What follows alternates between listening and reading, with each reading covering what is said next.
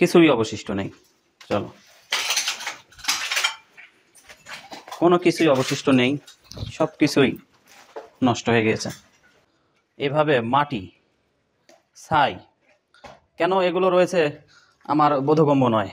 গতকাল 5ই সেপ্টেম্বরের পরে আজ 6 সেপ্টেম্বর, এই বাড়ি কেমন রয়েছে, কেমন আছে, বিস্তারিত জানাতে চলে এসেছি সুদূর পাংশা থেকে। সঙ্গে থাকুন, দেখতে থাকুন নুরাল পাগলের বাড়ির সর্বশেষ পরিস্থিতি। চলুন। তো সবার প্রথমে আমরা দেখতে পাচ্ছি সুসজ্জিত একটি গেট। দেখুন, নয়নাভিরাম মন মাতানো একটি গেট। আর এই গেটটি যদি পার হয়ে আমি ভিতরে ঢুকি, দেখুন এখানে আমি যা দেখতে পাচ্ছি পুরনো ইট, কাঁথা, বালিশ, সেই সাথে রয়েছে নেম প্লেট, অনুগ্রহ করে জুতা খুলে প্রবেশ করুন লেখা। এই যে আপনারা দেখতে পাচ্ছেন সুবিশাল একটি টিনের ঘর ছিল, সেটাকেই পুড়িয়ে দেওয়া হয়েছে, সম্ভবত রান্নাঘর হবে। এই যে আপনি দেখতেছেন পেঁয়াজ, রসুন, মরিচ, এগুলো রান্নাঘর হবে। হ্যাঁ, দেখুন আগুনটা কিভাবে জ্বালানো হয়েছিল, যে রাত দিন 24 ঘন্টা পার হয়ে যাওয়ার পরেও এখনো ধোঁয়া উঠছে এখানে। দর্শক আসুন, সামনে আসুন। হ্যাঁ, আমি এখন পুরোটাই নিশ্চিত যে এটা একটি গুদাম ঘর, হয়তোবা রান্নাঘর ছিল। আসুন, সামনে আসুন।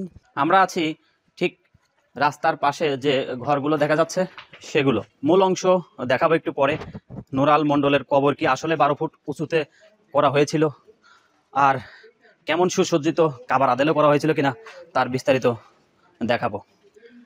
এখন আমরা যে জায়গাটা অবস্থান করছি, এই যে দেখতে পাচ্ছেন, হয়তোবা এটা একটি প্যান্ডেল, যেখানে বসেই তারা জিকির বলুন আর যেটাই বলুন, বন্দিগি বলুন, তারা করত। দেখুন কিভাবে পড়ে আছে। দরবারের ছবি তোলা নিষেধ। প্রিয় দর্শক, অজস্র সব কিছুই ভাঙচুর করা হয়েছে, একেবারে মাটির সাথে মিশিয়ে দেওয়ার মতো একটি পরিস্থিতি তৈরি করা হয়েছিল 5ই সেপ্টেম্বর 2025। ওই যে সামনে দেখতে পাচ্ছেন একটি সুসজ্জিত বিল্ডিং, আমরা ওখানে ঢুকবো। এই যে দেখতে পাচ্ছেন অজস্র কাঁচ, তারপরে মশার কয়েল এখানে ছড়িয়ে ছিটিয়ে পড়ে আছে। আসুন, এই যে দেখতে পাচ্ছেন একটি নয়, দুটি নয়, 3টি রুম পাশাপাশি, কিন্তু মাঝখানে কোনো ওয়াল নেই। এই যে দেখুন অবস্থা, সম্ভবত এটাকেও আগুনে ধরিয়ে দেওয়া হয়েছিল, কোনো কারণবশত বেঁচে গিয়েছে। আসুন এবার আমরা এমন একটি জায়গা দেখব এখন, কবরের ঠিক পাশের দেওয়াল। হ্যাঁ প্রিয় দর্শক, এই যে আপনারা দেখতে পাচ্ছেন এটা কবরের ওয়াল, দেওয়াল আর কি যেটাকে বলা হয় সেটা। আসুন, এই যে দেখতে পাচ্ছেন পুরো কবরকে সুসজ্জিত করার জন্য অনেক সুন্দর সুন্দর পাথর জোগাড় করা হয়েছিল এবং সেগুলো রাখা হয়েছে। অনেকেই প্রশ্ন উঠেছে যে কাবার আদলে তৈরি করা হয়েছিল এই কবরটি। কবরটি 12 ফুট উঁচুতে নির্মাণ করা হয়েছিল। আমি বাস্তবে এসে যা দেখতে পাচ্ছি, হ্যাঁ ঠিক আছে, কবরের চারপাশের ওয়ালগুলো একটু বড় করা হয়েছে, কিন্তু কবরটা একেবারে মাটি সমানই। আমি আপনাদের দেখাবো, চলুন। আমরা এখন যে জায়গাটি দেখতে পাচ্ছি, এখানে 2টি কবর রয়েছে। দেখুন আপনারা নিচে দেখাও, এই যে 2টা কবর। আমি লোকমুখে শুনেছি যে 2টা তার ভাইয়ের কবর। আসুন আমরা ভিতরে যাই, একটু ভিতরে আসুন এবং এর সৌন্দর্যগুলো একটু দেখাও। চারিপাশ যে রয়েছে এই পাশগুলো একটু দেখাও সুন্দর করে। আসো, আস্তে আস্তে দেখাবা, ঘুরিয়ে ঘুরিয়ে দেখো, দেখো একটু পরিশ্রম করো। এই যে এভাবে দেখাবা, ঠিক আছে? কেমন? প্রিয় দর্শক শ্রোতা, মূল আকর্ষণ নুরাল পাগলের যে কবর সেটা। হ্যাঁ আসুন আমরা সেটা দেখি।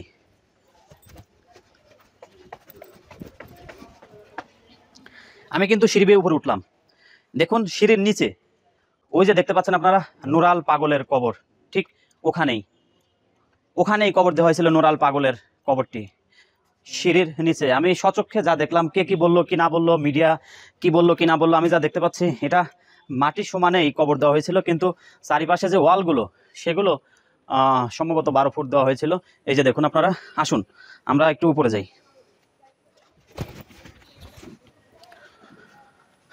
এই যে যা দেখতে পাচ্ছেন এই উপরে, জানি না এখানে কি করা হয়েছিল, তবে কবরটি ছিল নিচে। এই যে দেখেন,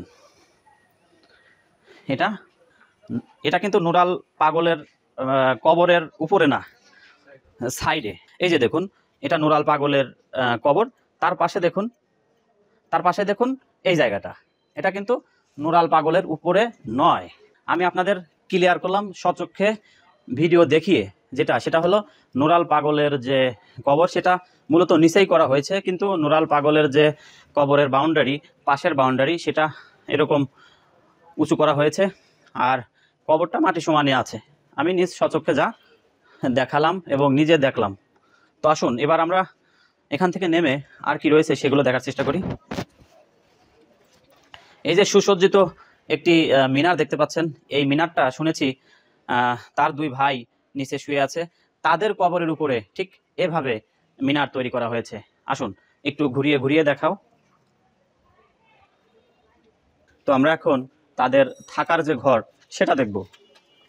আমি এভাবে যদি একটু গেটটা লাগিয়ে দেখাই, এইভাবে গেটটা থাকে, গেটটা খুললে আমি এরকম দেখতে পাবো। প্রত্যেকটা জায়গায় খড়ি, কাঠের খড়ি দেখতে পাচ্ছি আমি। এবং একটি বিষয় খুবই লক্ষণীয় যে প্রত্যেকটা জায়গায় এভাবে মাটি, ছাই, কেন এগুলো রয়েছে আমার বোধগম্য নয়। এটা থাকার রুম বা ঘর যেটাই বলুন সেটা। এই যে এটা ছিল খাট। আমি যদি একটু কাছে গিয়ে দেখাই প্রিয় দর্শক, এটা একটি খাট, এবং এই খাটের সামনের অংশটা একটু দেখুন, পুরে ছাই হয়ে গিয়েছে, কিন্তু ডিজাইনটা রয়ে গেছে। আপনারা যা দেখতে পাচ্ছেন বিভিন্ন আসবাবপত্র, হয়তোবা আলমারি, হয়তোবা শোকেস, হয়তোবা টি টেবিল, কিংবা ওয়ালম্যাট, প্রত্যেকটা ওই যে ওয়ালের সাথে লেগে আছে। চলো ওটা একটু দেখি। এই যে সুন্দর একটা ডিজাইন ছিল সম্ভবত এখানে। মোট কথা কিছু নেই, যা রয়েছে এগুলো পুরানোর মতো নয়, যা রয়েছে এগুলো আর ব্যবহারের মতো নয়, সবই। প্রিয় দর্শক, আমি একটি রুমে যাওয়ার চেষ্টা করলাম, কিন্তু রুমটি তালা দেওয়া, ভিতরে কি রয়েছে আমি আপনাদের দেখাতে পাচ্ছি না, না যাবে না। এই যে দেখুন, এটা একটি রান্নাঘর ছিল। হ্যাঁ, এটা একটা রান্নাঘর, দেখো ভালোভাবে, এটা একটা রান্নাঘর। এই রান্নাঘরের অবস্থাগুলো আপনারা দেখুন। এই যে ফ্রিজটার অবস্থা খুবই খারাপ। দেখতে পাচ্ছি তাদের ব্যবহার্য কাপড় চোপড় এবং শোকেস কিছুই অবশিষ্ট নেই। চলো, কোনো কিছুই অবশিষ্ট নেই, সব কিছুই নষ্ট হয়ে গিয়েছে।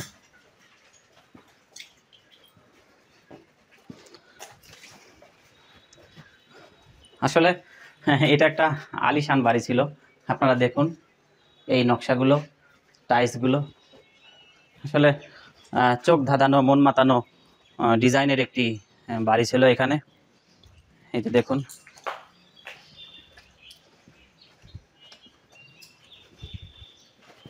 এটাও একটা ঘর। প্রিয় দর্শক, এখানে চাউল পড়ে আছে। প্রিয় দর্শক শ্রোতা, এটা হয়তোবা গুদাম ঘর ছিল, চাউল পড়ে আছে। আহা, প্রিয় দর্শক শ্রোতা, এগুলো চাউল, সম্ভবত এটি চাউলের গোডাউন ছিল। চাউলের গোডাউনের কি অবস্থা দেখুন। এই চাউলগুলো আসলে এভাবে নষ্ট করা ঠিক হয়েছে কিনা আমার বোধগম্য নয়। কি দোষ করেছিল এই চাউলগুলো। এই যে দেখুন, এটা আরেকটি ঘর। এক নজরে যদি এটা আপনাদের দেখাই, আসুন, এটারও একই অবস্থা। এই যে দেখুন, খাট, পালঙ্ক, কিছুই নেই ব্যবহার করার মতো। কি করে এগুলো এগুলো পুনরায় ব্যবহার করাও সম্ভব নয়। এই যে দেখতে পাচ্ছেন পোশাক পরে আছে, দেখুন এটি কি হবে, এটা কি হবে আমি জানি না। এই যে দেখুন প্রত্যেকটা কাজ জানালা ভেঙে একেবারে তছনছ, কোনো কিছু অবশিষ্ট নেই। এই রান্নাঘর, এই যে দেখুন আপনারা কমোডটা পর্যন্ত ভেঙে দেওয়া হয়েছে। বেসিনটা শেষ। এই যে আমি যদি একটু বৈদ্যুতিক সুইচ দেখাই, বৈদ্যুতিক সুইচের উপরে কি করা হয়েছে, ধাম ধাম করে বাড়ি মারা হয়েছে। আসো,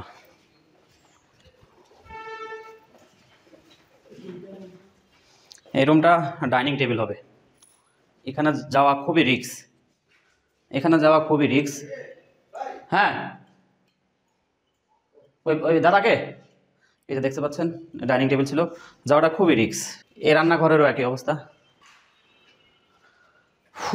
ক্ষুধা, এটাও শেষ।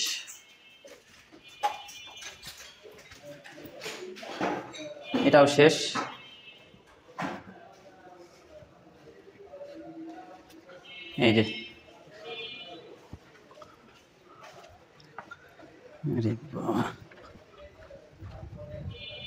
এই যে দেখতে পাচ্ছেন সারা বাড়ি দেখলাম, ঘুরলাম ফিরলাম, অনেক কিছু তো দেখলাম, বাদ রাখলাম না কোনো কিছু। সর্বশেষ নুরাল পাগলের যে কবর সেটাও দেখলাম তার প্রত্যেকটা রুমের আসবাবপত্র থেকে শুরু করে রুমের বাথরুমের বেসিন, বাথরুমের প্যান, কোনোটাই অবশিষ্ট নেই, প্রত্যেকটাই ধ্বংসের মুখে পতিত হয়েছে। পুনরায় এগুলো ব্যবহারের উপযোগী নয়, বাড়িটি একেবারে ব্যবহারের অনুপযোগী। আসলে মানুষের সাথে শত্রুতা, মানুষের ভণ্ডামি, কিন্তু এই সম্পদগুলো নষ্ট করা কিংবা ব্যবহার অনুপযোগী করা কতটা যুক্তিযুক্ত, এটা আপনাদের কাছে প্রশ্ন রেখে গেলাম।